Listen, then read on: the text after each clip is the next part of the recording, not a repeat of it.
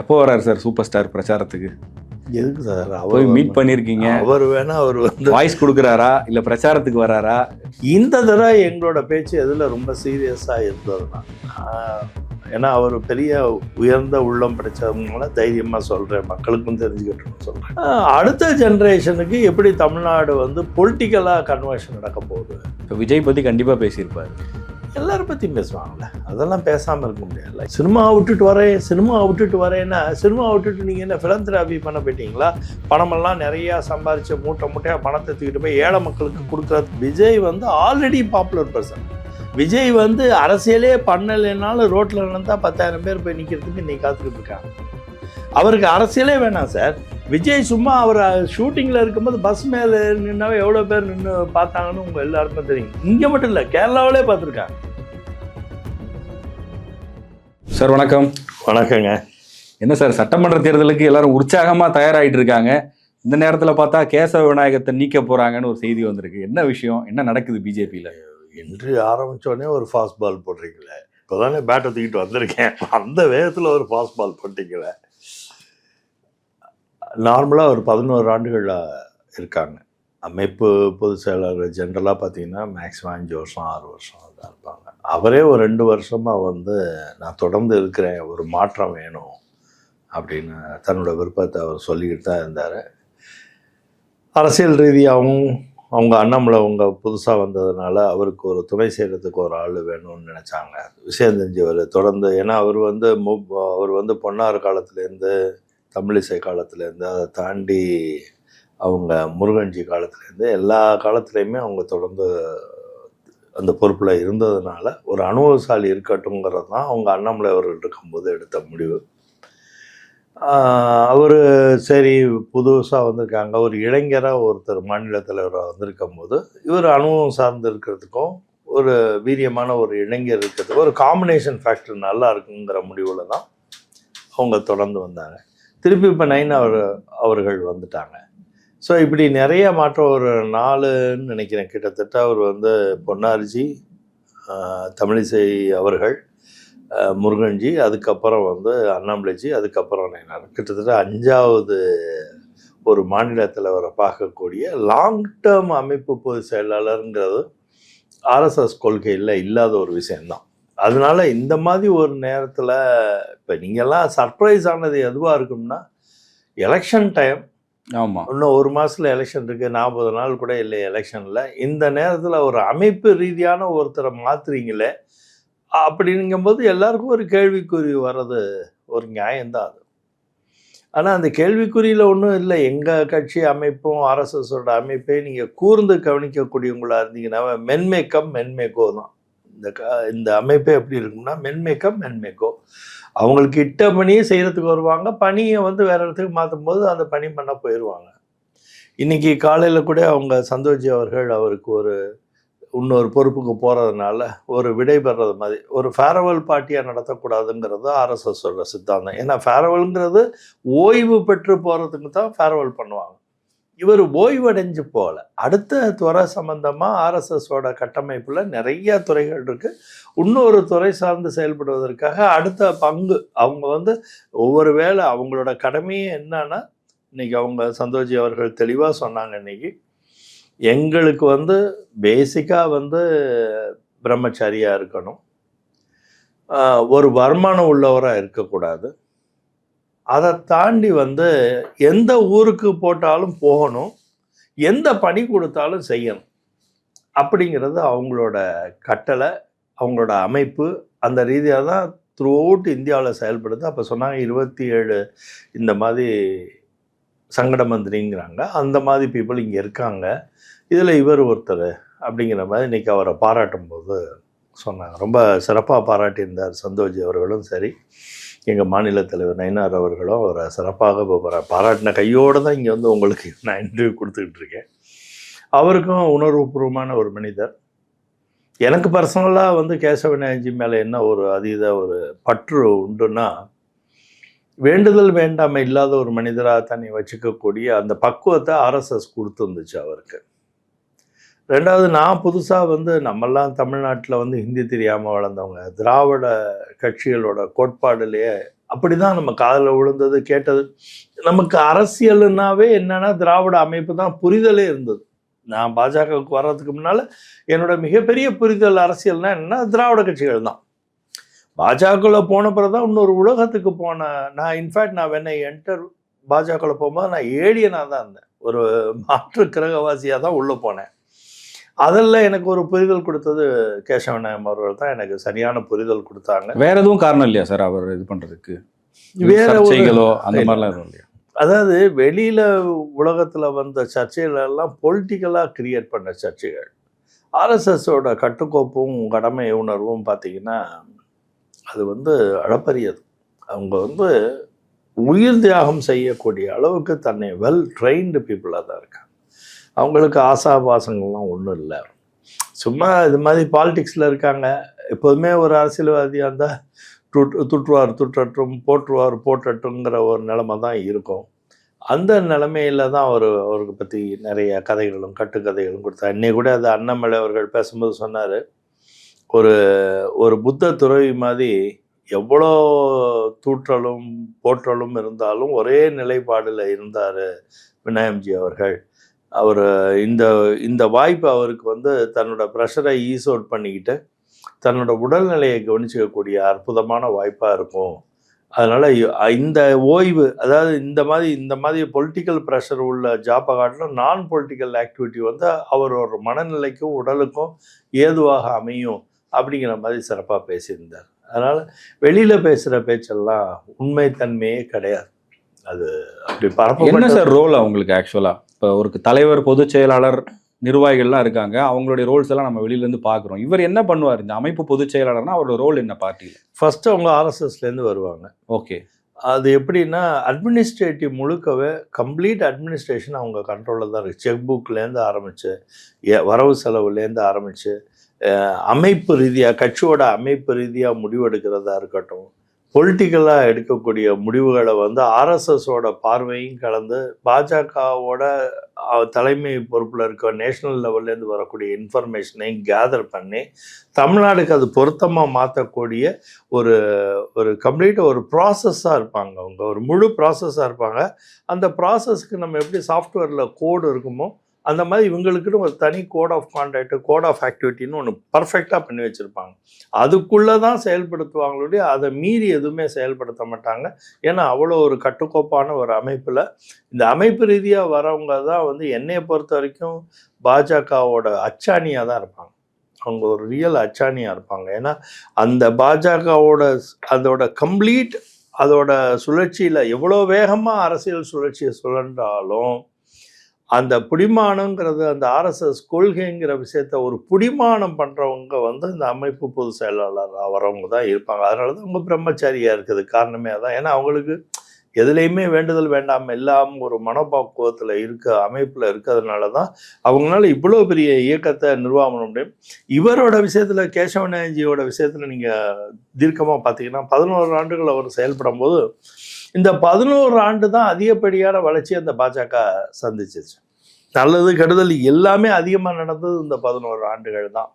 அது அம்மையார் அவங்க ஜெயலலிதா அவர்கள் இறந்ததும், இந்த பாட்டு கலைஞர் அவர்கள் இறந்ததும், அதை தாண்டி புது தலைவர்களை தமிழ்நாடு தேடி எடுத்ததும், ஏன்னா அவங்க ஸ்டாலின் அவர்கள் தலைவராக வந்த நேரமும், இந்த போட்டு எடப்பாடி அவர்கள் சிஎம்மாக வந்த காலமும், இது மாதிரி ஒரு சூழ்நிலையில் இவர் தொடர்ந்து செயல்படும் போது என்ன ஆச்சுன்னா, பாரதிய ஜனதா கட்சிக்கு ஒரு ஐடென்டிஃபிகேஷன் கிடைக்கக்கூடிய ஒரு சூழ்நிலையை அமைப்பும் வர்றதுக்கு அவரும் மிகப்பெரிய காரணமாக இருந்தார். அதை தாண்டி இன்னைக்கு அமைப்பில் பார்த்திங்கன்னா நிறைய பேருக்கு அவரோட பணி மாற்றம் ஏன்னா நீங்களாம் பணி நீக்கம் மாதிரி கேள்வி வைக்கிறீங்க. இது பணி நீக்கம் இல்லை, பணி மாற்றம். இந்த பணி மாற்றத்தில் நிறைய அன்பர்கள் இன்றைக்கி என்னை தொடர்பு கொண்டு, என்னென்ன விநாயகம்ஜி இல்லைனே, நம்ம போய் ஒரு அம்மா கிட்ட பேசுகிற மாதிரி பேசுவோமேனே, ஒரு தாய் உள்ளம் படைச்ச ஒரு தலைவன் எல்லாம் போயிட்டாருன்னே, எப்படின்னே சமாளிக்கிறது இனிமே அப்படிங்கிற ஃபோனாக வந்தது. அதுவும் காலம் மாற்றி கொடுக்கும். அதுக்கு வேணுங்கிற சித்தாந்தம் கொண்டுருவாங்க. அதுக்கு ஒரு புது நபரை ஒன்று தேர்ந்தெடுத்து அனுப்புவாங்க. இதே மாதிரி விநாயகம்ஜி மாதிரியே ஒரு நல்ல சிறந்த செயலாற்றக்கூடிய ஒருத்தங்களை ஆர்எஸ்எஸ்லேருந்து அனுப்பி வைப்பாங்கிறது எங்கள் எல்லாரோட நம்பிக்கை. அவங்களோட பவர்ஸ் என்ன சார்? இப்போ ஒருவேளை தலைவர் பதவியில் இருக்கிறவருக்கும் இவருக்கும் அந்த பவர் டசில் அந்த மாதிரி ஏதாவது இருந்துச்சா? அதெல்லாம் இருக்காதுங்க. ஏன்னா, இவங்க வந்து விட்டு குடுக்குற மனப்பான்மை. இவங்களுக்கு வந்து லக்ஷ்மண் ரேகா இருக்குங்க. மாநில தலைவருக்கும் இவங்களுக்கு இடையில ஒரு கோடு இருக்குங்க. அந்த கோட வந்து மேபி அரசியல் ரீதியா வரவங்க கொஞ்ச காலத்துக்கு இவங்களோட என்ன இவங்க இப்படி இருக்காங்க, இவங்க எல்லாத்துலயும் பிடிவாதம் பண்றாங்களே, இவங்க இப்படி இவங்க சொல்றதே செய்ய பார்க்குறாங்களே, அப்படி இப்படின்னு ஒரு மனபேதம் வரும். கொஞ்சம் கொஞ்சம் வரும். எல்லாருக்கும் வரும். எனக்கே வந்தது. நான் கட்சியில சேர்ந்து புதுசா வரும்போது, என்னை நெறைய விஷயங்கள்ல பார்த்தீங்கன்னா, எனக்கே இவரோட நெறைய மனபேதங்கள் வந்தது. என்ன மனபேதம்? என்னடா இவ்வளோ உழைக்கிறோம், இவ்வளோ கஷ்டப்படுறோம், ஒரு ரெகக்னைஸே பண்ண மாட்டேங்கிறாங்க. எந்த ஒரு அதிகாரம் உண்டான அமைப்பு, நம்ம எவ்வளோ திறமைசாலி, நம்ம அப்படி இப்படி நம்ம எல்லாருக்கும் ஒரு ஆர்வம் இருக்கும்ல. அந்த ஆர்வத்தை நினைக்கும்போது கூட பார்த்தீங்கன்னா, ஒரு நம்ம பிரச்சனையா இருக்க நேரத்தில என்ன பண்றாங்கன்னா, இவரு பிரச்சனையா இருக்காரு, மனசளவுல ஒரு மாதிரி வேதனையா இருக்காரு, இல்ல குழப்பமா இருக்காரு, இல்ல கோவமா இருக்காருன்னு இருந்தா என்ன பண்றாங்கன்னா, ஒரு ஸ்பேஸ் கரெக்ட்டா அவங்க அதுக்கு அதில அவங்களுக்கு ஒரு நாள் அண்டர்ஸ்டாண்டிங் இருக்கு. ஆர்எஸ்எஸ் ஒரு நல்ல ட்ரெயின் பண்றாங்கன்னு நினைக்கிறேன். அத விட்டு குடுத்து பிடிக்கிறாங்க. விட்டு குடுத்துருவாங்க. கண்டுக்காம விடுவாங்க. நம்ம போய் தொடர்ந்து அவங்கள்ட்ட ஏதாவது பேச பார்த்தா கூட, "அது பார்த்துக்கலாம் ஜி, பார்த்துக்கலாம் ஜின்னு" தள்ளி குடுப்பாங்க. எனக்கு கோவம் வந்திருக்கு. நெறைய தடவ எனக்கே கோவம் வந்திருக்கு. என்னடா இது நம்ம இவ்ளோ புகழோட, இவ்ளோ செல்வாக்கோட, இவ்ளோ திறனோட, இவ்ளோ ஆளுமையோட நம்ம வந்து அந்த கட்சிக்கு என்ன இந்த கட்சி இப்படி நம்மள டீல் பண்றாங்களேன்னு ஒரு செல்ஃப் எஸ்டீம் ஸ்பாயில் ஆகுற அளவுக்குலாம் சம்டைம் என்ன இப்படி நம்மள டீல் பண்றாங்கன்னு ஒரு கோவம். அப்புறம் ஒரு ஆழமான அறிவு வர வர என்ன தெரியுதுன்னா, இந்த அமைப்பு இப்படிதான். இவங்க வந்து எல்லாத்துக்கும் ஏதோ ஒரு கணக்கு வச்சிருக்காங்க. They have their own reasons. இந்த ரீசனை நம்மளால ரீசன் அவுட் பண்ண தெரியல. நம்ம வளர்ந்த சூழ்நிலை, நம்ம அரசியல் பார்த்த சூழ்நிலை எல்லாம் வந்து ஒரு குடும்ப அரசியலா பார்த்துருக்கோம். ஒரு முழுக்க ஒரு பாப்புலாரிட்டி அரசியலுக்கு கீழே இருக்க அரசியல்வாதிகளை பார்த்துட்டு, இதை கொஞ்சம் புரிதல் வர்றதுக்கு கொஞ்சம் கஷ்டம். ஆனால் புரிஞ்சுட்டா இது மாதிரி ஒரு மிகப்பெரிய சுகமான கட்சி தமிழ்நாட்டில் இல்லைங்கிறது தான் என்னோட நம்பிக்கை. இன்னைக்கு இப்போ எனக்கு ஒரு புரிதல் வந்து ஸ்லோவாக நல்லது கெடுதல் பார்த்து பார்த்து எனக்கு ஒரு புரிதல் வந்தது. இன்ஃபேக்ட் நார்மலாக பார்த்தீங்கன்னா பாஜகவை விட்டு ஒருத்தர் கட்சியை விட்டு போயிட்டு திருப்பி கட்சியில் சேர்க்கறதுங்கிறது ரொம்ப ரேர். இப்போ என் விஷயத்தில் வந்து நான் வந்து ரஜினி சார்ட்ட போனது உங்கள் எல்லாருக்கும் தெரியும். அது பல பின்புலத்தில் வந்து நல்ல மரியாதையாக ஒரு ஒப்பீனியன் கிடச்சி தான் பண்ணுங்கிறது ரஜினி சாருக்கும் தெரியும், உங்கள் பிரைம் மினிஸ்டர் ஆஃபீஸ் வரைக்கும் எல்லாமே தெரியும். பட் இருந்தாலும் சக அரசியல்வாதிக்கு இதில் நல்ல பேதங்கள்லாம் இருந்தது. அந்த மாதிரி ஒரு காலகட்டத்தில் நான் திருப்பி வந்து சேரும்போது கூட வினயம்ஜி அவர்கள் வந்து என்னோட தொடர்ந்து ஒரு 6 நாள் 7 நாள் ஒரு வாரத்துக்கு ஒரு தடவை என்னை மீட் பண்ணிக்கிட்டே வந்தார். என்னோட மனோபாவம் எப்படி இருக்குன்னு கிராஸ் செக் பண்ணிக்கிட்டே இருந்தார். என்னடா இந்த ஆள் வெளியே போய் உயரமான புகழுக்கு போனாரே, இவர் 26 நாள் தமிழ்நாடே இவர் வந்து சீஃப் மினிஸ்டர் அளவுக்கு பேசுச்சே, பத்திரிகை உலகத்தில் இவருக்கு இவ்வளோ பெரிய இம்பார்ட்டன்ஸ் கொடுத்தாங்களே, இவரோட மனோபாவம் வந்து இந்த கட்சியோட இந்த அமைப்புக்கு இனிமேல் திருப்பி செட் ஆவாரா அப்படிங்கிற மாதிரி ஒரு 6 டைம் என்னை பார்த்தார். இதெல்லாம் எனக்கு இப்போ வந்த நாலேஜ்லேருந்து சொல்கிறேன். அப்போல்லாம் எனக்கு கோவம் வந்தது. என்ன நான் வரேங்கிறேன், என்னை சேர்த்துக்காம என்ன 6 தடவை பார்த்துக்கிட்டு இருக்காரு அப்படிங்கிற மாதிரி ஒரு கோவம் வந்தது. 6 தடவை தொடர்ந்து பார்த்தார். 1 மணி நேரம் 2 மணி நேரம் என்கிட்ட பேசுவார், ஸ்பெண்ட் பண்ணுவார். அப்படியே என்னை ஆழமாக ஊடுருவி பார்த்துருக்காரு. இந்த ஆள் திருப்பி இந்த கட்சிக்கு வந்தால் ஃபிட் ஆவாரா, ஃபிட் ஆக மாட்டார், இவருக்கு அந்த அந்த அந்த பெரிய அந்த மமதையிலே வராரா, இல்லை மமதையை தூக்கி ஓரமாக வச்சுட்டு வராரா அப்படிங்கிற மாதிரி ஒரு கிராஸ். இப்போ நார்மலாக இன்டர்வியூ பண்ணுவாங்களே பெரியவங்கள, 3 டைம் இன்டர்வியூ 4 டைம் இன்டர்வியூ மாதிரி என்னை 6 டைம் பண்ணார்.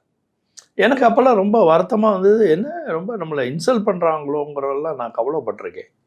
ஆனால் இப்போ இருக்க ஒரு அனுபவத்தில், இப்போ இருக்க புரிதலில் தான் தெரியுது, இந்த கட்சி வந்து ஒரு ஆள் வெளியே போயிட்டு அந்த ஆளை திருப்பி, அதுக்கு நிறைய எக்ஸாம்பிள் சொல்லலாம், நிறைய பேர் என் ஒத்த பேர்லாம் சொன்னால் நீங்கள் நம்பிடுவீங்க.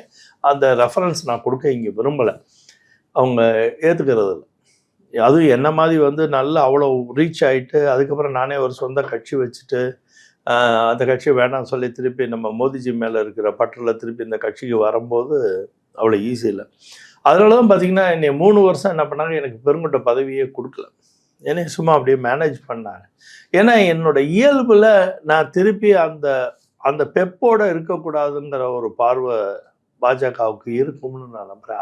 அதை தான் ரொம்ப பேர் புரிஞ்சுக்காம கொஞ்ச நாளைக்கு வந்துட்டு ஷார்ட்ல விடாது திருப்பி ஓடி போயிடுவாங்க. பார்த்தீங்கன்னா அவர் எம்எல்ஏ ஒருத்தர் மதுரையிலேருந்து வந்தார், சீட்டு வாங்கினார், நின்னார், தோற்று போனார், கொஞ்ச நாள் இருந்தாலும் போயிட்டார். ஏன்னா இதை புரிஞ்சுக்கிறதுக்கு ஒரு டைம் வேணும். இன்னைக்கு காலையில் கேசவநாயன்ஜியை நான் ஒரு 7:30 மணிக்கு போய் சந்தித்தேன், பிஃபோர் இந்த மீட்டிங் நடக்கிறதுக்கு தான். என்ன ஜி நீங்கள்லாம் போகிறீங்க, எங்களை புரிஞ்சவங்கெல்லாம் இப்படி கட்சியை விட்டு போயிட்டீங்கன்னா அப்புறம் எங்களை யார் எங்கள் மேலே ஒரு புரிதல் இருக்குது அவருக்கு. அந்த புரிதலில் ஒரு கேப் வந்துடும். அதை யார் போய் எடுத்து சொல்லுவா? இப்போ நம்மளை பற்றி அவருக்கு ஒரு புரிதல் இருக்குது, அது ஒரு எம்டினஸ் கிரியேட் ஆகும். எனக்கு அந்த வருத்தம் வந்தது நேற்று. என்னடா இப்படி நம்மளை நல்லா புரிஞ்சுக்கிட்ட ஒருத்தர் நம்ம 7 வருஷமாக அந்த கட்சியில் இருக்கோம், நடுவில் ஒரு பக்கம் காணுங்கிற மாதிரி 1 வருஷம் தான் மிஸ் பண்ணோம், மற்றபடி 7 வருஷம் இருக்கிறோம். இப்போ நம்ம அனுபவம், நம்மளோட செயலாக்கம், நம்மளோட ஆற்றல் எல்லாமே அவருக்கு தெரியுமே. இப்போ இவர்லேன்னு யார் நம்மளை எடுத்து சொல்லுவா? ஏன்னா பாஜகவில் ஒரு பிரச்சனை இருக்குது. என்ன பிரச்சனைன்னா, நம்மளை ரெஃபர் பண்ணி எடுத்து சொல்கிறதுக்கு ஒரு நம்மளை பற்றி புரிதல் உள்ள மனிதர்கள் வேணும். அந்த விஷயத்தில் அவர் சிறப்பாக செயல்பட்டுக்கிட்டு இருந்தார். அது நான் ரொம்ப ஃபீல் பண்ணி இன்றைக்கி அவர்கிட்ட கேட்டேன், என்ன ஜி இந்த மாதிரி நீங்கள் டக்குன்னு போயிட்டீங்கன்னா அது எலெக்ஷன் டைம், நாங்கள் சீட்டுக்கு எதிர்பார்க்கலாம், எங்களுக்கு எந்த மாதிரி சீட்டுக்கு நாங்கள் நின்னால் நல்லா ஜெயிப்போங்கிற நம்பிக்கை உங்களுக்கு இருக்கும், எந்த ஊர் கொடுத்தா இவர் சிறப்பாக செயல்படுவாருங்கிற புரிதல்லாம் எங்களுக்கு இருக்கும். இப்போ டக்குன்னு ஒரு வேக்கம் ஆகுது எப்படி அப்படின்னு கேட்டேன். அதை பற்றியெல்லாம் கவலைப்படாதீங்க, உங்களை பற்றி நான் எந்த அளவுக்கு புரிஞ்சு வச்சுருக்கனோ அதோட ஜாஸ்தியாக எங்கள் ஆர்எஸ்எஸ்க்கு தெரியும்னார். எப்படி சொல்கிறாரு, நான் புரிஞ்சு வச்சு, நீங்கள் என் முகத்தோட என் குரலோட பேசுகிறதுனால நான் தான் உங்களை புரிஞ்சு வச்சுருக்கேன்னு நீங்கள் நினைக்கிறீங்க, கிடையாது ஜி, அப்படிலாம் நம்பாதீங்க. என்னை காட்டிலும் உங்களை புரிஞ்சவங்க ஆர்எஸ்எஸில் நிறைய பேர் இருக்காங்க. அவங்க உங்களோட விஷயத்தில் உங்கள் திறனுக்கும் உங்கள் ஆற்றலுக்கும் உங்களோட விசுவாசத்துக்கும் பாஜக மேலே நீங்கள் வச்சுருக்க விசுவாசத்துக்கும் அதுக்கு உண்டான கரெக்டான சூழல் கரெக்டாக நடக்குது. எதை பற்றியும் கவலைப்பட வேண்டியதில்லை. நாங்கள் வருவோம் போவோம், ஆனால் உங்களை பற்றின விஷயம் நான் மட்டும்தான் தெரிஞ்சு வச்சுருக்கேன்னு நீங்கள் தவறாக புரிஞ்சுக்காதீங்க. உங்களை பற்றி இங்கே ஆர்எஸ்எஸில் இருக்க முடிவெடுக்கக்கூடிய எல்லாருக்கும் நீங்கள் யார், உங்களோட செயல்திறன் என்னென்னு தெரியும்னு சொன்ன மாதிரி தான் எனக்கே கொஞ்சம் மூச்சு வாங்கி மூச்சு விட்டேன். ஏன்னா என்ன டக்குன்னு ஒருத்தர் இல்லைன்னா எப்படி கஷ்டம். அவங்க நயினார் அவர்களுக்கு என்னை நல்லா தெரியும், நானும் அவருமே ஒரு 16 ஆண்டுகள் தெரிஞ்சவங்க தான். ஒரு ஃப்ரெண்டாக இல்லைன்னா கூட we are known to each other for many years. அவரும் நம்ம மேலே பிரியமாகவும் ஒரு ரெஸ்பெக்ட்ஃபுல்லாகவும் தான் நம்மளை டீல் பண்ணுவார். இருந்தாலும் அமைப்பு செயலாளர் எடுத்து சொல்கிறது தான் நிறைய இடத்துல முடிவாகும். இந்த கவலையெல்லாம் எனக்கு இருந்ததை இன்னைக்கு அதையும் நிவர்த்தி பண்ணார். ஸோ அதனால் இது ஒரு ப்ராட் பேஸாக பாஜகவை புரிஞ்சுக்கிறதுக்கு தமிழ்நாடுக்கு கொஞ்சம் கஷ்டம். ஏன்னா அவங்க திராவிட பார்வையிலேயே தமிழ்நாட்டில் இருக்கவங்க எல்லாருக்கும் இது கொஞ்சம் கஷ்டம்தான். ஆனால் என்னோட நம்பிக்கை என்னென்னா, இதை நீங்கள் உள்ளார்ந்து புரிஞ்சுக்கிட்டீங்கன்னா இது ஒரு தனி உலகம், தனி அமைப்பு, தனி கட்டுக்கோப்பான ஒரு இது. அது மாதிரி யாரை பற்றி களங்கங்கள் ஏற்படுதோ அந்த களங்கங்கள் உண்மையாக தன்மை இருக்கிறதுக்கு வாய்ப்பே இருக்காது. ஏன்னா அவங்க அதையும் கடந்து போகிற இயல்பில் இருக்காங்க. இது வரைக்கும் அதுக்காண்டி போய் பேசிக்கிட்டு இருக்கிறதோ, அதை போய் கன்வின்ஸ் பண்ணுறதோ, இது ரைட்டு தப்புன்னு சொல்கிற குணமோ இவங்க யாருக்குமே இல்லை. இப்போ ஒரு பக்கம் கேசவ விநாயகம் பற்றின நியூஸ்னால், இன்னொரு பக்கம் அண்ணாமலை டெய்லி நியூஸில் இருக்கார். அவர் ஆக்டிவாக இருந்தவர் இப்போ திடீர்னு பொறுப்பாளராக கொடுத்த அந்த பொறுப்புகள்லேருந்து விலகிறாரு அப்படின்னும் போது அவர் எலெக்ஷனில் நிற்பாரா இல்லையான்ற கேள்வியும் வருது. அதான் சொல்கிறேன், இது முழுக்க நான் இதுக்கு முன்னால் சொன்னது எல்லாமே இதுக்கு அண்ணாமலை அவர்களுக்கும் பொருந்தும். பாரதிய ஜனதா கட்சியோட ஆக்கப்பூர்வமான செயலாக்கங்கிறது எப்போ எப்படி முடிவாகுது, எதுக்காண்டி முடிவு பண்ணுறதுங்கிறது ரொம்ப அது ஒரு சூட்சம விதிக்குள்ள உட்பட்டதாக இருக்குது.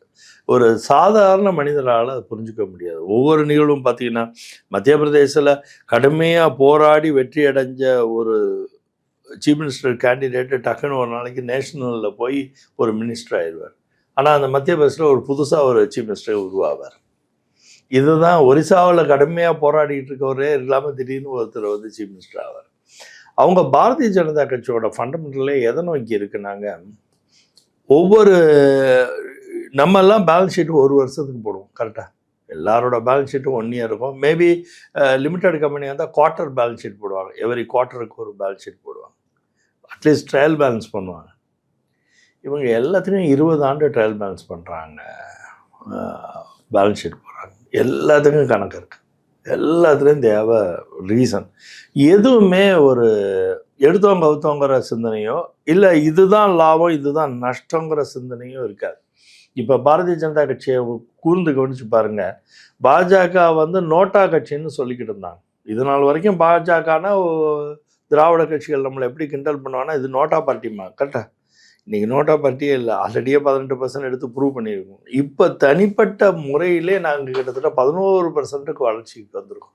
இன்னைக்கு காங்கிரஸ் தேசிய கட்சியோட கம்பேர் பண்ணும்போது அவங்க 1.5% 2% கூட இப்போ அவங்களுக்கு பர்சன்டேஜ் கிடையாது வாக்காளர். ஆனால் நாங்கள் 11%க்கு தனிப்பட்ட கட்சியாக வளர்ந்து நின்று இருக்கோம்னா அப்போ பார்த்தீங்கன்னா எந்த அளவுக்கு இவங்களோட திறனும் இவங்களோட செயல்பாடு இருக்குன்றத நீங்கள் பார்க்கணும். ஏன்னா அதனால் நான் இங்கே அவங்கன்னு சொல்கிறது ஆர்எஸ்எஸ்ஸை மீன் பண்ணி சொல்கிறேன். ஏன்னா பாஜகனா நாங்கன்னு சொல்லுவோம், ஆர்எஸ்எஸ்னால் நாங்கன்னு முழுக்க உரிமை கொள்ள முடியாது. அது ஒரு தனி இயக்கம், நாங்கள் கட்சி, அது இயக்கம். அந்த ஆங்கிளில் சொல்ல வர அண்ணாமலைக்கு சீட் இருக்கா இல்லையா சார்? அண்ணாமலை போட்டியிடுவாரா போட்டியிட மாட்டாரா? அந்த கேள்வி அவங்க ஆதரவாளர்கள் எல்லாருக்குமே இருக்கு. அண்ணாமலைக்கு எப்படிங்க சீட்டு தவிர்க்கவே முடியாது இல்லைங்க. ஏன்னா அவர் ஒரு பாப்புலர் பர்சனாலிட்டி. இன்றைக்கி இளைஞர்களோட வாக்கு தான் அதிகமாக இருக்குது. 40% இளைஞர்களோட 18லேருந்து 35 வயசு பார்த்திங்கன்னா மெஜாரிட்டி பர்சன்டேஜ் கன்சாலிடேட் ஆனது இளைஞர் மத்தியில் இருக்குது. அவர் இளைஞர்கள்ட்ட ஒரு கரிஷ்மேட்டிக் லீடராக கன்வெர்ட் ஆகியிருக்கார்.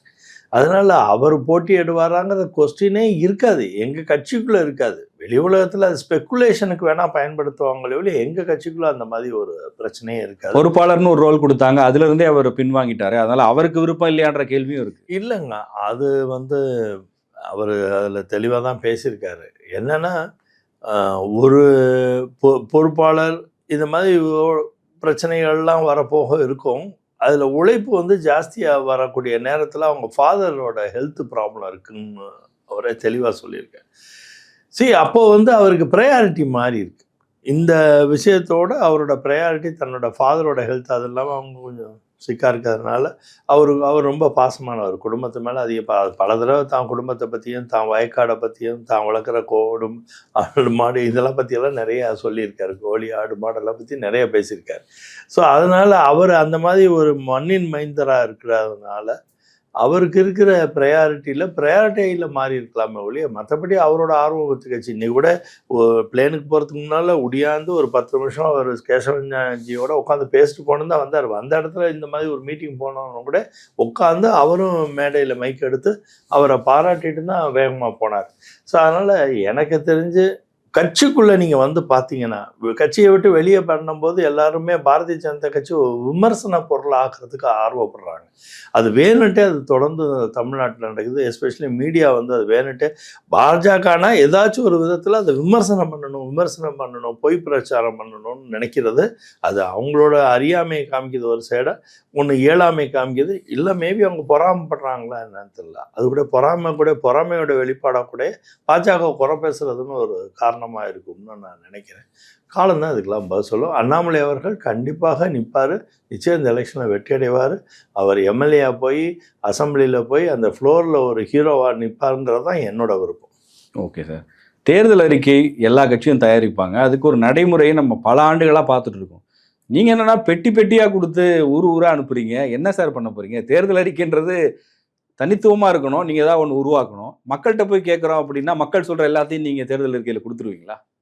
பெட்டியாக நீங்கள் பாருங்கள், அதுவே திராவிட கொள்கையாக தான் இருக்குது. பெட்டியானா அவங்க பெட்டியாக பணம் அனுப்புவாங்க சார். நாங்கள் பெட்டியாக மக்களோட விருப்பத்தை தான் கேட்டு அனுப்புகிறோம். பெட்டியாக நாங்கள் என்ன அனுப்புகிறோம்? நாங்கள் பணமாக அனுப்புகிறோம் மற்ற கட்சி மாதிரி. நாங்கள் வெறும் பெட்டியை அனுப்புகிறோம். வெறும் பெட்டியில் உங்கள் விருப்பத்தை போட்டு அனுப்புங்கன்னு சொல்கிறோம். ஏன் இந்த தடவை அந்த மாதிரி முயற்சி பாஜக எடுத்திருக்குன்னா, இப்போ பாஜக ஒரு தேசிய பார்வையில் உள்ள கட்சி. பாஜகவோட செயல்பாடுல எல்லாமே எப்படி இருக்கும்னா, இப்போ எங்களோட மேனிஃபெஸ்டோவே எதை மாதிரி இருக்கும்னா, ஒரு 11 ஆண்டுகள் மோடிஜியோட மிகப்பெரிய சாதனைகளை அடுத்த லெவலுக்கு எடுத்துகிட்டு போகிற விதமாக தான் இருக்கும். அதையும் தாண்டி என்னவா இருக்கும்னா, ஒரு தேசிய உணர்வு மிக்க கட்சிகிட்டேருந்து ஒரு மேனிஃபெஸ்டோ வரும்போது தேசிய பார்வையே அதிகமாக இருக்கிறதுக்கு கூட வாய்ப்பு இருக்கும். தமிழனோட உணர்வை புரிஞ்சுக்கிறதுக்கு இது எங்கள் கட்சிக்கு ரொம்ப அவசியமாக இருக்குது. எதுக்கு சார்? இப்போ உங்கள் கூட்டணி அவங்க ஒரு மேனிஃபெஸ்டோ ஆல்ரெடி ஒரு 10 வாக்குறுதிகளை அதிமுக அறிவிச்சிருச்சு, செய்ய போகிற இடத்துலையும் அவங்க தான் இருக்க போகிறாங்க. அப்புறம் நீங்கள் வாக்குறுதி கொடுத்து அதை எப்படி நிறைவேற்றுவீங்க? கொள்கை ரீதியாக பல விஷயங்கள்ல அதிமுகவுக்கும் உங்களுக்கு முரண்பாடு இருக்குது, அது அவங்களே சொல்கிறாங்க. அப்போ இது வெறும் கண் துடைப்புக்கான ஒரு தேர்தல் அறிக்கையா? இல்லைங்க, இப்போ என்டிஏ கூட்டணிங்க, அது கூட்டணிங்கிறது என்டிஏ கூட்டணி. இதில் அதிமுக தலைமை தாங்கி வழி நடத்துகிறாங்கிறது உண்மை, அது ஃபேக்ட். அது அமித்ஷாஜியே கன்ஃபார்ம் பண்ணிட்டாரு. அவங்க இபிஎஸ் அவர்கள் தான் முதல் மந்திரிங்கிறதே தெளிவுபடுத்தியாச்சு. அதுலனா ஒரு குழப்பம் கிடையாது.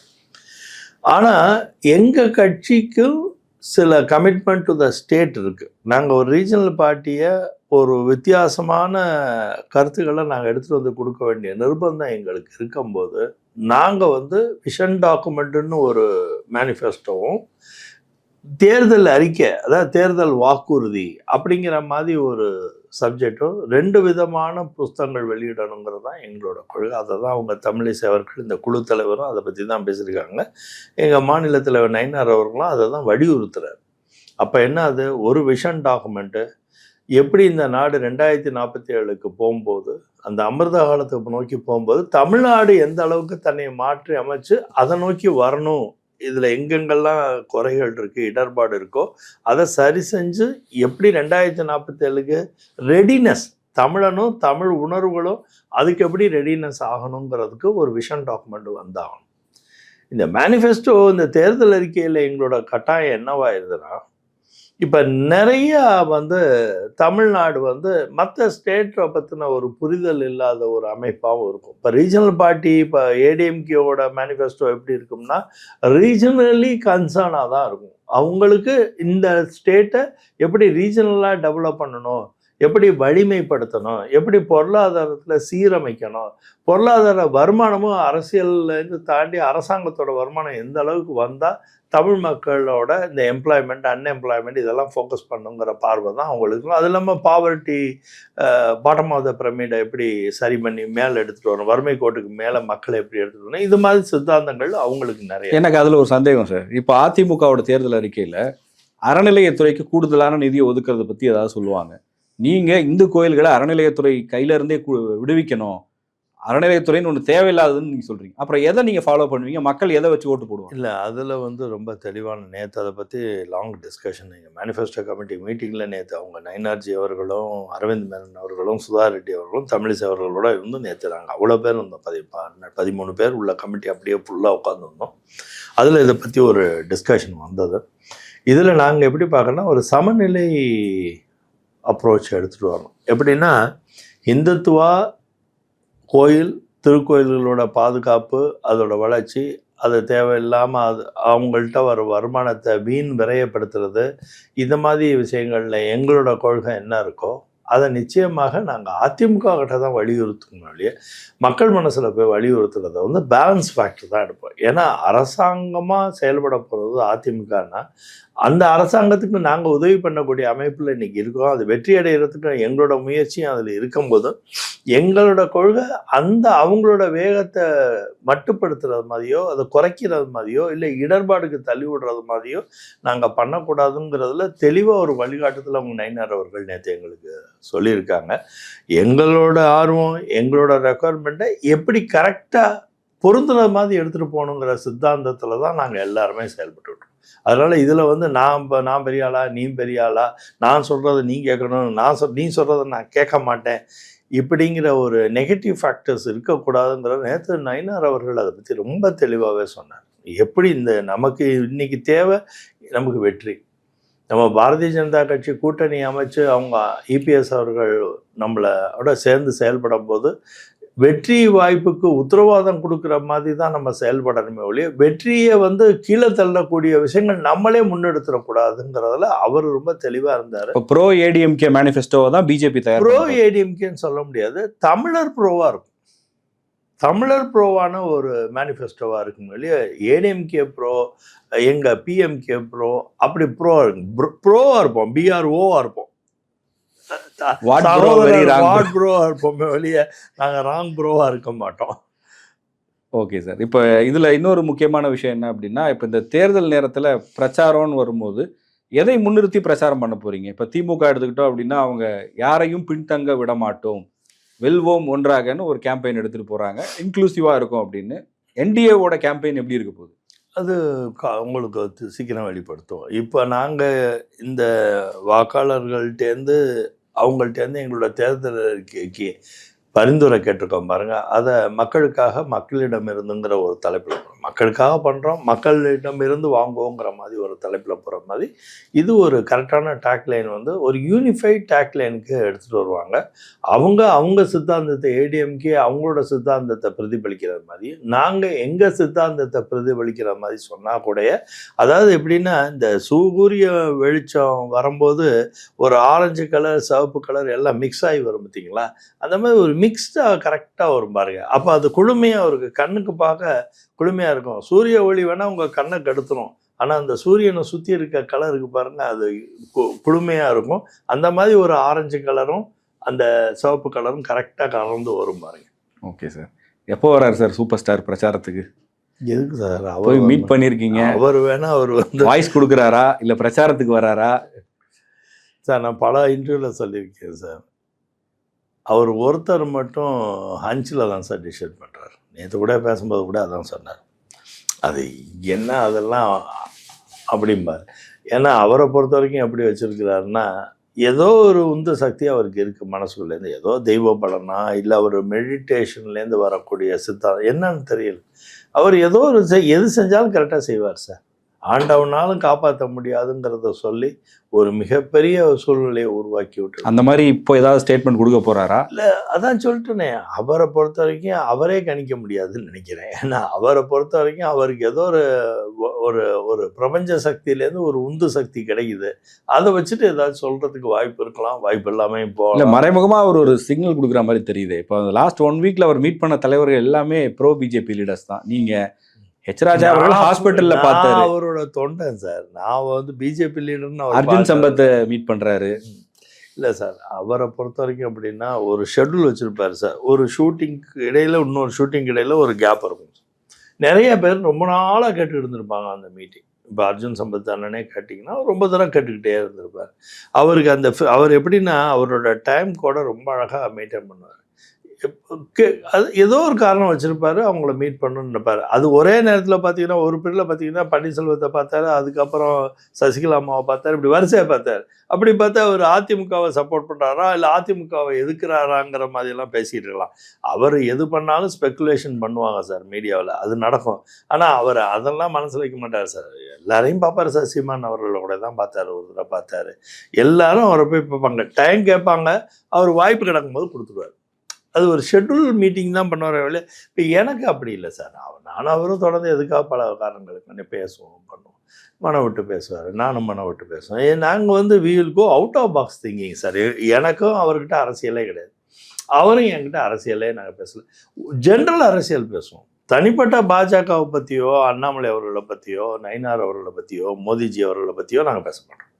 ஜென்ரலாக தமிழ்நாடு அரசியல் என்ன இருக்குங்கிறத என்னோட புரிதல் எப்படி இருக்குங்கிற மாதிரி என்னை கேள்வி கேட்பார், நான் அதுக்கு சொல்லுவேன்.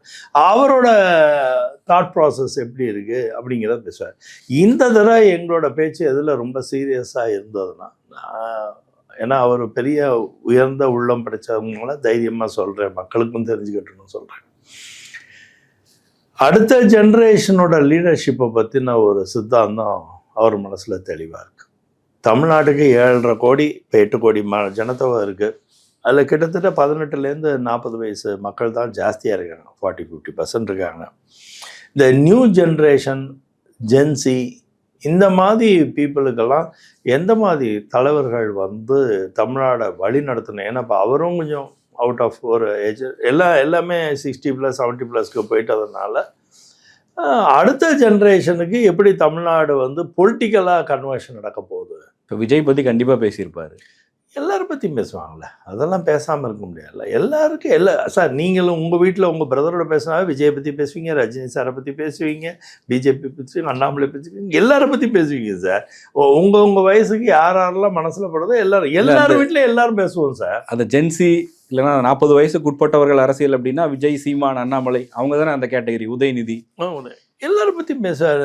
எல்லாரை பற்றி என்ன ஒப்பீனியன் இருக்குது சார் விஜய் அரசியலை பற்றி? அவருக்கு ட்ரை பண்ணுறாரு, முழுசாக இறங்கி முயற்சி பண்ணணும்னு ஆர்வமாக செயல்பட்டுக்கிட்டு இருக்காரு. அப்படிங்கிற மாதிரி ஒரு சக நடிகர், ஒரே ஃபெட்டர்னிட்டி, ஏதோ ட்ரை பண்ணிகிட்டு இருக்காரு அப்படிங்கிற மாதிரி. அதை தாண்டி வந்து அவர்கிட்ட ஒரு பெரிய ப்ளஸ் பாயிண்ட்டே என்னென்னா, யாரையும் விமர்சனப்படுத்தி பேச மாட்டார் சார்.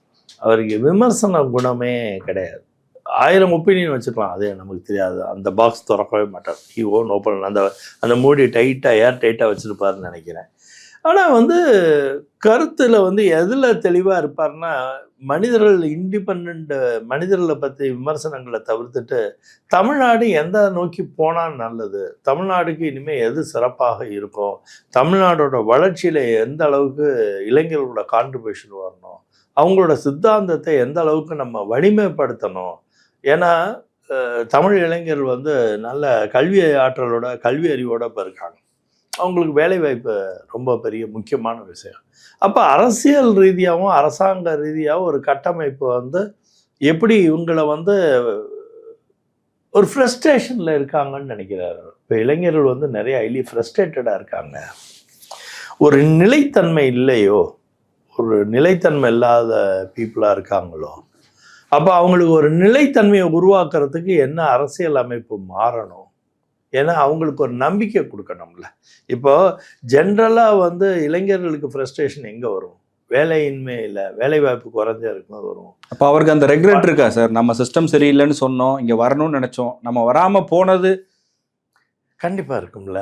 ஏன்னா அவர் சார் இப்போ நீங்கள் ஒரு சினிமாவில் நடிக்கிறீங்கன்னு வச்சுக்கோங்களேன், ஒரு கேரக்டரை நீங்கள் மனசில் இப்போ பொன்னியின் செல்வனை பற்றி எல்லா கதாநாயகனும் நினச்சி வச்சுருப்பாங்க. அவங்கவுங்கள ஒரு கதாநாயகனாவோ கதாநாயகியோ நினச்சி வச்சுருப்பாங்கள்ல.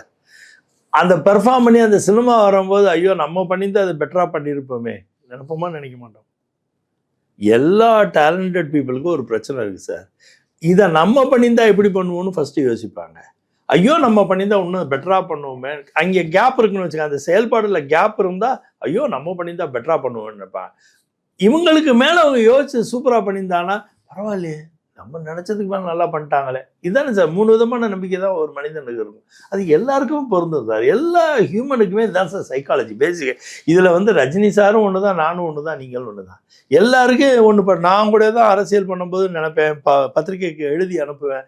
சில கட்டுரை நல்லா போகும், சில கட்டுரை இன்னொருத்தவங்க கட்டுரை பிடிக்குமா, ஐயோ நம்ம இப்படி யோசிக்கவே இல்லையேன்னு தோணும். இப்போ அண்ணாமலை வந்து நல்லா வேகப்படுத்தி அரசியல் பண்ண மாதிரி நினச்சேன். நம்ம ஏன் சோபர் அரசியல் பண்ணுறோம், நம்மளும் வேகப்படுத்தி பண்ணலாமா, ஏன் பண்ணியிருக்கக்கூடாதுன்னு ஒரு சித்தாந்தம் வரும் எனக்கு. இல்லையே, நம்ம கேரக்டர் அப்படி இல்லையே, நம்ம வாட்டுக்கு வேகப்படுத்த முயற்சி பண்ணுறது, அதாவது ஓட தெரியாத வேகமாக ஓடுறது மாதிரி போய் சிக்கிக்குவோமோங்கிற பயம் வரும் கடைசியில். அதாவது இப்போ ஒரு ரொம்ப simple sir, cricket match sir, சில பேர் ஃபாஸ்ட் பாலில் பேட்டிங் பண்ணுறது ஈஸியாக பண்ணுவாங்க, சில பேர் ஸ்பின் பாலில் நல்லா பண்ணுவாங்க. அதே மாதிரி பவுலர் சில பேர் ஸ்பின் பால் கரெக்டாக வரும், சில பேர் ஃபாஸ்ட் பால் கரெக்டாக வரும். அவன் அதில் பெட்டராக இருக்கணுங்கிறதான் முடிவு ஒழிய இவர் பண்ணுறாரு அவர் பண்ணுறாரு நம்ம போய் இறங்கி பண்ணி நம்ம லைஃபையும் வீணடிச்சு மொத்த அமைப்பையும் நம்ம வீணடிக்கிறத காட்டிலும் இப்போ எனக்கு ஸ்பின் பால் தான் அழகாக வரும்னா I will go for a spin ball. அண்ணாமலைக்கு ஃபாஸ்ட் பால் தான் நல்லா, let him to the fast ball. End of the day we have to take a wickets. Cricket பவுலருக்கு என்ன பிரச்சனையோ அதே தான் பொலிட்டீஷியன் ப்ராப்ளம். இன்னைக்கு பேசி வெற்றி அடைகிறதுக்கு ஒரு அரசியல்வாதி இருந்தால், பேசாமல் ஸ்ட்ராட்டஜி பண்ணி வெற்றி அடைகிறதுக்கு இன்னொரு அரசியல்வாதி இருக்குல்ல, தப்பு இல்லைல்ல. ஸோ அதனால வி ஹேவ் அ ஸ்பேஸ். விஜய சொல்றீங்களா? ஸ்பேஸ் எல்லாருக்கும் ஒரு ஸ்பேஸ் இருக்கு சார். எவர் பேசாம அரசியல் பண்ற அரசியல்வாதின்னு அவர் தான் இன்னைக்கு இருக்காரு. இல்லை அது எந்த அளவுக்கு தெரியல, பார்ப்போம், காலம் தான் எல்லாத்துக்கும் பதில் சொல்ல போகுது. இல்லை, கரூர் பிரச்சனை வந்தப்ப அதிமுக ஒரு பக்கம், பிஜேபி ஒரு பக்கம், அப்படியே பாதுகாத்தீங்களே சார் விஜய. இன்னைக்கு அதே விஜய இன்னைக்கு தான் தெரியுதா கரூர் விஷயத்துல அவர் தப்பு பண்ணிட்டாரு, அங்கிருந்து ஓடிட்டாரு, நிக்கலன்னு என்டிஏ தலைவர்கள் எல்லாம் பேச ஆரம்பிச்சிட்டீங்களே. நான் தான் ஃபஸ்ட்டு ஆரம்பத்திலே உங்களோட சேனலில் பேசியிருக்கேன். அவர் என்ன பெரிய சயின்டிஸ்டாலாம் கேட்டிருக்கேன். எனக்கு வந்து ஒரு ஸ்ட்ராங் ஒப்பீனியனை போட்டு அவங்க விஜய் மேலே இருக்கு.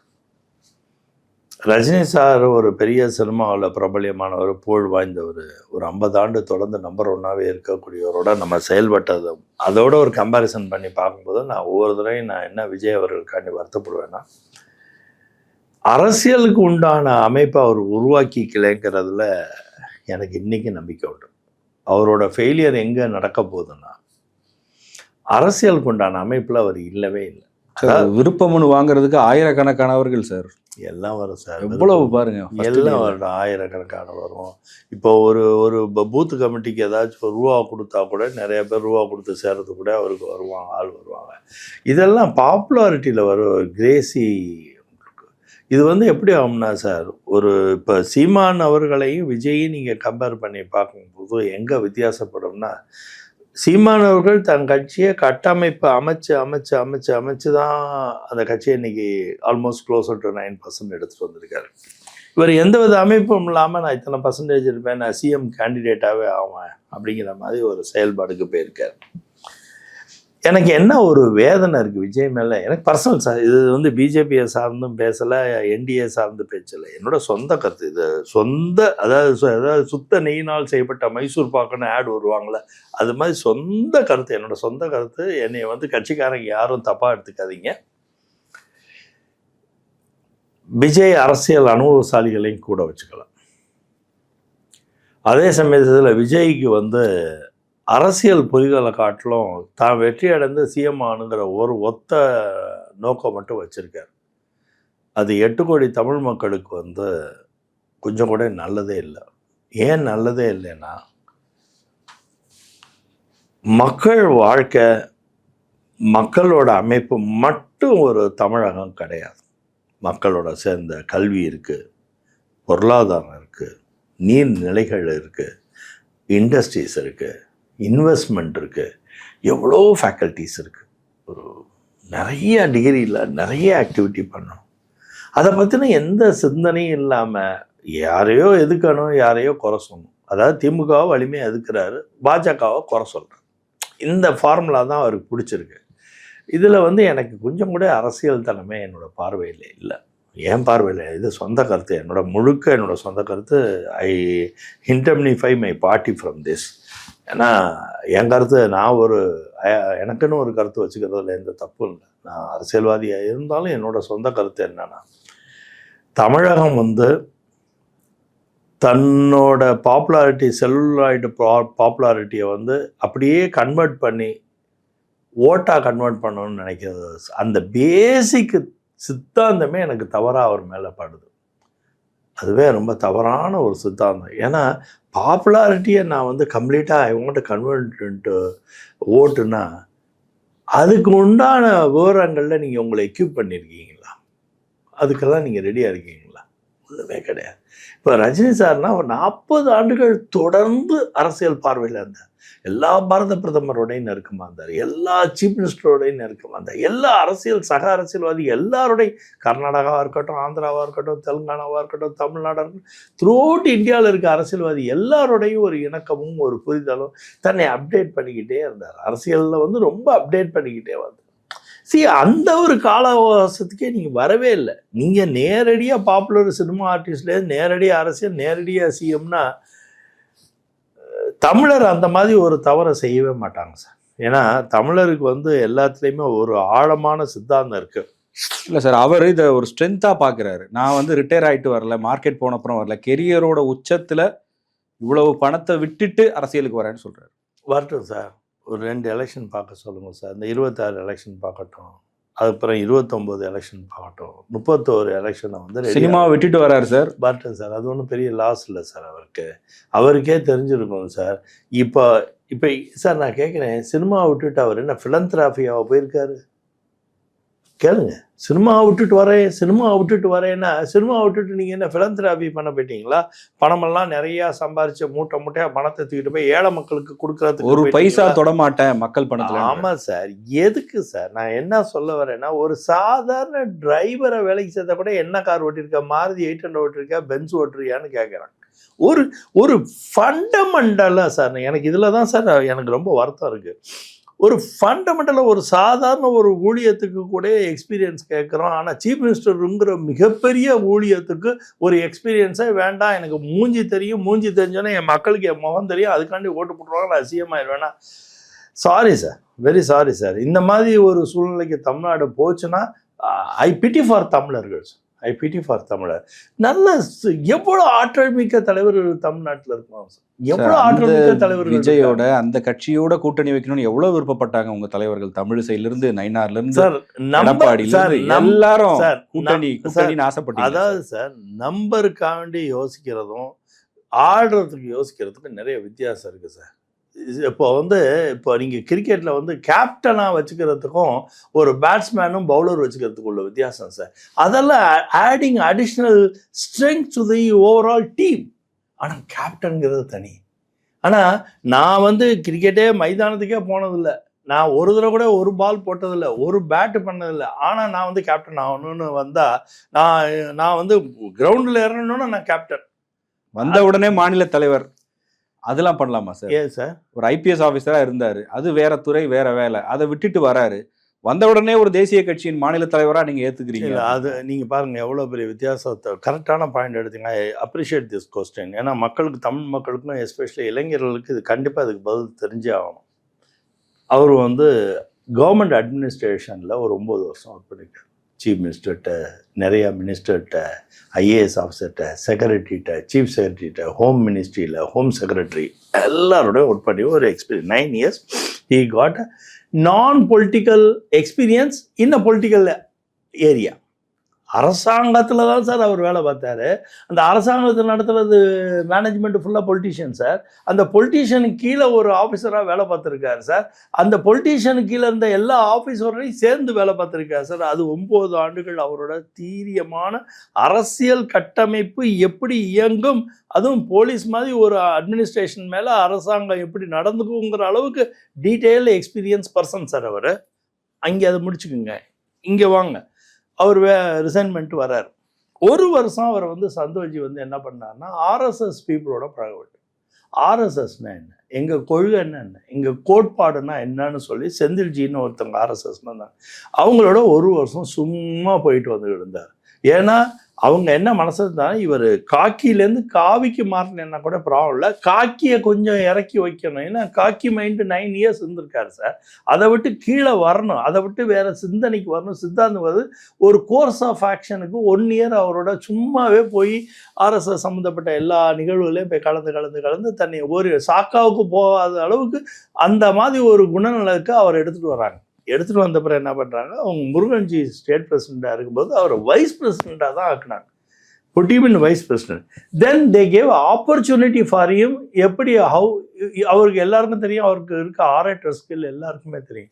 இந்த ஆரேட்டர் ஸ்கில் எந்த அளவுக்கு மக்கள் மனசில் போய், இவர் வந்து ஒரு அரசாங்கத்தில் இருந்திருக்காரு, முதல் தர அரசியல் பேச வர்றாரு, இந்த அரசியல் பேச்சு மக்கள் மனசில் எந்த அளவுக்கு போய் சேருங்கிறத வைஸ் பிரசிடென்ட்லேருந்து ட்ரை பண்ணுறாங்க. அப்படியே ட்ரை பண்ணிவிட்டு கடைசியில் வந்து முருகன்ஜி வந்து ராஜ்யசபா கிடைச்சி அவர் அமைச்சராகும்போது பெஸ்ட் ஆப்ஷன். அதுலேயும் நீங்கள் பாஜகவே ஆர்எஸ்எஸ்ஸையும் எந்த பார்வையில் பார்க்கணும்? ஒரே பாட்டில் பணக்காரனாக சொல்லுவாங்க. இல்லை நீங்கள் மாதிரி டக்குன்னு மாநில தலைவர் இல்லை, அதில் முக்கியமாக பார்க்கணும். அதுதான் சார் நீங்கள் ஆர்எஸ்எஸ்ஸை முழுசாக புரிஞ்சுக்கணும் sir.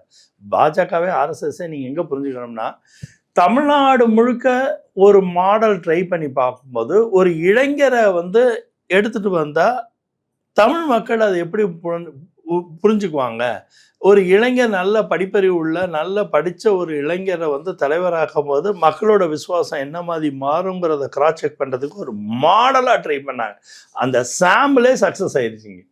He got appointed as a state president to understand what is தமிழரோட இளைஞரோட மனநிலை எங்கே இருக்குன்னு செக் பண்ணதில் இவரும் one of the super duper performer.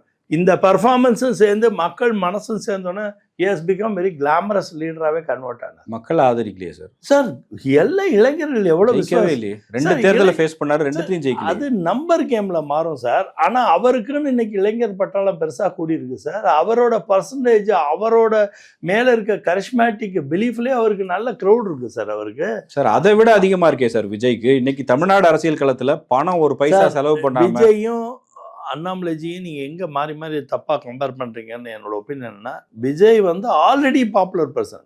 Vijay வந்து அரசியலே பண்ணலைனாலும் ரோட்டில் இருந்தால் 10,000 பேர் போய் நிற்கிறதுக்கு இன்னைக்கு காத்துக்கிட்டு இருக்காங்க. அவருக்கு அரசியலே வேணாம் சார்.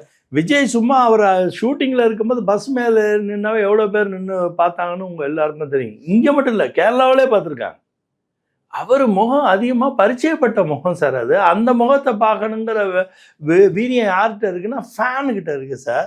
அரசியல்வாதிகிட்ட வந்திருக்கான்னு இனிமேல் தான் கவனிக்கிறது. இப்போ அவர்கிட்ட சேர கூட்டம் எல்லாமே ஃபேன் கிளப் க்ரௌட். அண்ணாமலையும் அப்படி தானே சார். இப்போ அவருக்கு ரசிகர், அண்ணாமலைக்கு சேர்ந்ததெல்லாம் ரசிகர் மன்றம் இல்லை சார், அதெல்லாம் அவர் அப்புறம் வந்து அவர் மேலே விருப்பப்பட்டு ஆரம்பித்தவங்க. அவர் ஒன்றும் கட்சி ஆரம்பிக்கிறதுக்கு முன்னால் ரசிகர் மன்றம் ஆரம்பிச்சுட்டுலாம் கட்சிக்குள்ளே அவர் வரவே இல்லை. அது அப்புறம் நடந்த நிகழ்வுகள். ஆனால் கட்சியில் வரும்போது அவர் அரசியல் பார்வையை அரசியலை நோக்கி பாஜகவோட சித்தாந்தத்தை நோக்கி வந்த க்ரௌடு தான் சார் அவரை நோக்கி வந்த க்ரௌடு. இவர்கிட்ட என்ன சித்தாந்தம் இருக்குன்னு இவரை நோக்கி பீப்புள் வந்திருக்காங்க நீங்க நினைக்கிறீங்க? என்ன சித்தாந்தம் இருக்கு இவர்கிட்ட? செங்கோட்டையன் மாதிரி பெரிய பெரிய தலைவர்களே வந்திருக்காங்கன்னா சாதாரணமா எடுத்துக்கணும். அதுக்கு காலம் சொல்லணும் சார். அந்த முடிவு நல்ல முடிவா அது துரதிருஷ்டமான முடிவாங்கிறதெல்லாம் காலம் தான் சார் சொல்லணும். இதுக்கு நான் பதில் சொல்ல முடியும். ஏன்னா செங்கோட்டையன் அவர்கள் வந்து நல்ல அனுபவம் வாய்ந்தவர், அரசியல் பண்பறிஞ்சவர், எனக்கும் நான். அதனால் அது காலம் சொல்லணும். நான் அந்த ஒரு விஷயத்தில் வந்து நோ கமெண்ட்ஸாக இருக்க விரும்புகிறேன். என்ன காரணம்னா, அவர் எடுத்த முடிவுக்கு அப்புறம் ஒன்றும் பெரிய பிரளயமெல்லாம் ஒன்றும் நடக்கலை இல்லை சார். இப்போ அவர் எடுத்துட்டார் முடிவு. அவருக்கு அப்புறம் ஜேசிடி பிரபாகரன் போகிறாரு, நாஞ்சில் சம்பத் அவர்கள் போகிறாங்க, கூப்பா கிருஷ்ணன். இதெல்லாம் வந்து இது மாதிரி நிறைய எனக்கு வந்து அதில் ஒரு காலம் சொல்லணும் சார். அதுக்கு பதில் காலமே சொல்லணும். நான் சொல்ல விரும்பலை அதில். ஏன்னா எனக்கு அதில் பெரிய என்ன நிறையா அதில் விமர்சனப்பட்டுட்டார். ஆல்ரெடி விமர்சனம் அவங்க இபிஎஸ் அவர்கள் அதை பற்றின நிறைய விமர்சனங்கள்லாம் பண்ணியிருக்காரு. ஏன்னா அவங்களாம் ஒன்றா ஒர்க் பண்ணவங்க. அந்த விமர்சனம் ஆல்ரெடியே பொது வழியில் இருக்கும்போது அதுக்கு மேலே நான் வந்து ஒரு ஜாடிக்கு மூடி போடுற வேலை நான் பண்ண விரும்பலை. கேள்விகளுக்கெல்லாம் நிதானமாக ஆழமாக பதில் சொன்னீங்க. மிக்க நன்றி சார். நன்றி சார். தேங்க்யூ.